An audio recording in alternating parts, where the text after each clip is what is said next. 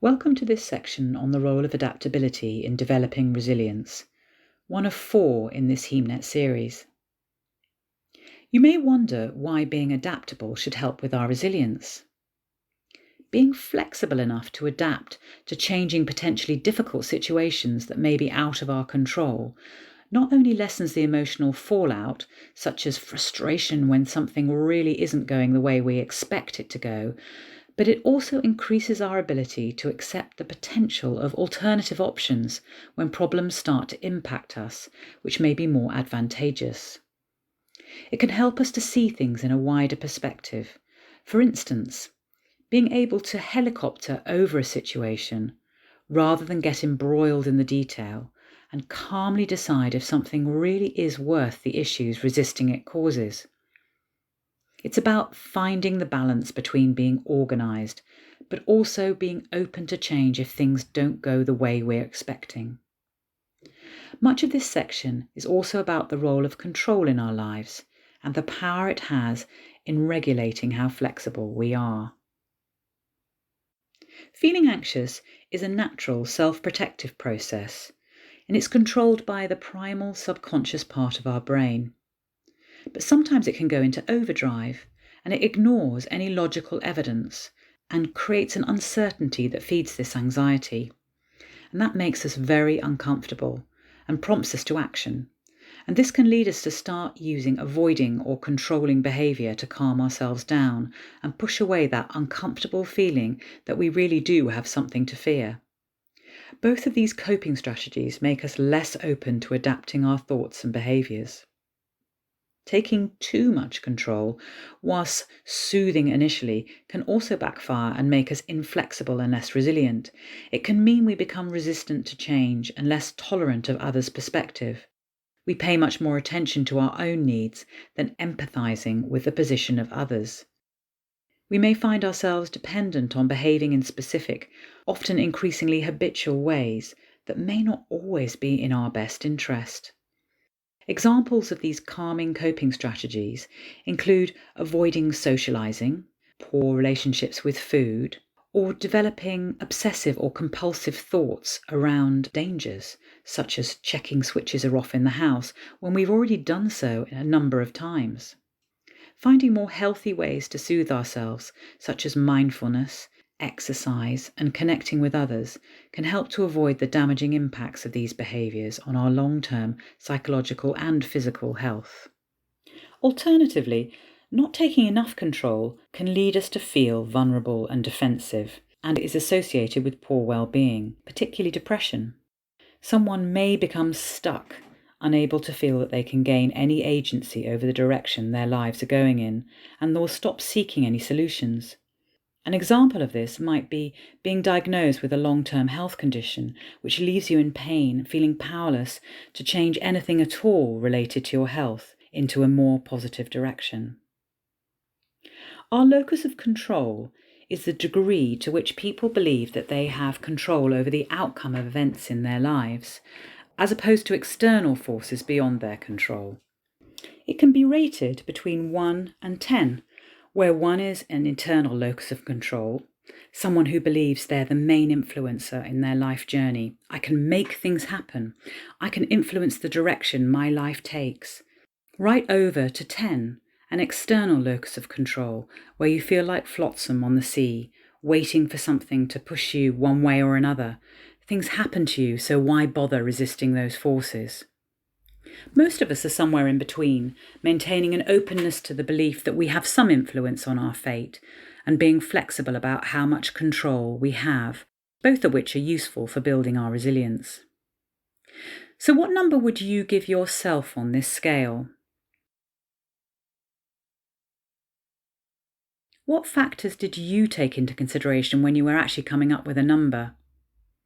It can be helpful discussing this with someone else to consider the influences on the number you choose. What would happen if the number was a little higher, or even slightly lower? You may want to pause now and just consider the question. We talked in the confidence section about the power of beliefs that might once have protected you, but may now have become a barrier to resilience. There are a whole range of very common thinking patterns, and some examples that can make us less adaptable are shown here. So, emotional thinking. I'm feeling anxious about going to this social event, so there must be a reason why I'm feeling so frightened, even though I can't think why, so I'll stay at home just in case. Negative predictions. So if I can't do it this way, and that's the way I've always done it, I'll risk not being so good at it, and my performance may be judged, so I won't even start. Labelling. I'm over 50, so I will never be able to learn this new way of working because I'm too old to pick up new technical information. Musts and shoulds. I must do these 5 things before the end of the day, otherwise I must make sure my grades are always an A or people will not think I'm clever. I should always have a perfectly tidy home. All of these can set our lives in thought concrete and stop us being adaptable when things don't go as we expect, as they invariably don't. Do any of these resonate with you?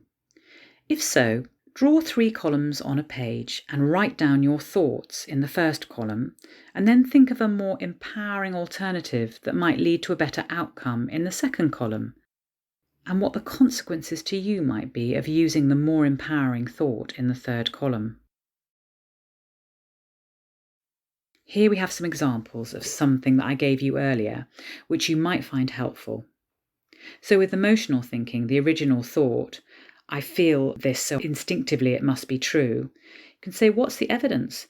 There's no danger to me in going to this event. In fact, I might meet some interesting people and hear some useful viewpoints. And the consequence being that you feel engaged and have an enjoyable evening rather than spending time home alone. With negative predictions, this is just my annoying inner voice speaking. I don't actually know that I won't be any good at this new way of working until I try. In fact, I might be really good at it. It isn't that big a deal if someone comments. The outcome may be that I feel empowered and valued by others, so I'll learn this new skill. So what might be a good alternative to the musts and shoulds from the earlier example? Maybe take a pause and have a think about it. If you find you're increasingly spending time worried about issues that were less overwhelming in the past, you may find the following tool helpful. The idea is to time limit worry into a 15-minute section every day. During this time, you write down everything that's concerning you onto one page. It may be about other people's behaviour, getting your children to school. It may be working from home long term, or seeing vulnerable family members. It may be just about going shopping. But once you've finished your list, take a red pen and cross off everything that is out of your sphere of control. Essentially, although you're worrying about it, you can't do anything to control that worry. Then take a green pen and mark everything that you think you may be able to control, even slightly to help your situation. You may have some unmarked things where you're not sure, so just leave them. Just concentrate on those things you've marked in green and plan to move 2 of them forward, even if it's just a little, and then leave your worrying until the same time the next day when you start the process again.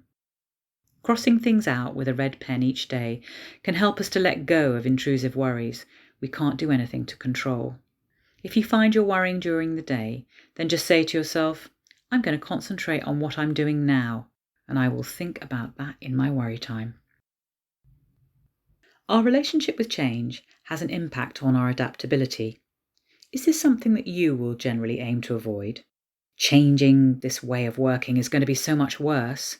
Or do you embrace change? Maybe enjoy the variety that it brings to your life. When a change is forced on us, we generally go through a range of emotional responses until we accept that this is how it's going to be. The change curve here shows the potential stages that someone may follow who's experienced a serious change or loss in their lives.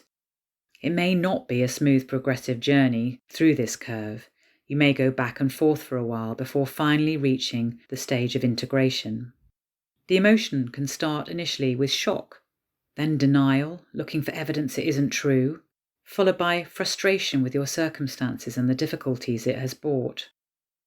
You may experience depression, before experimenting with the changes and then eventually deciding to find the positives from the situation that you cannot alter.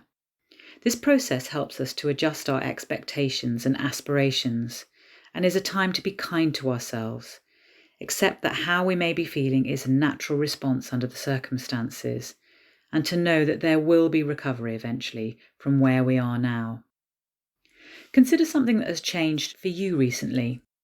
If there is something, do you recognise any of these stages represented here?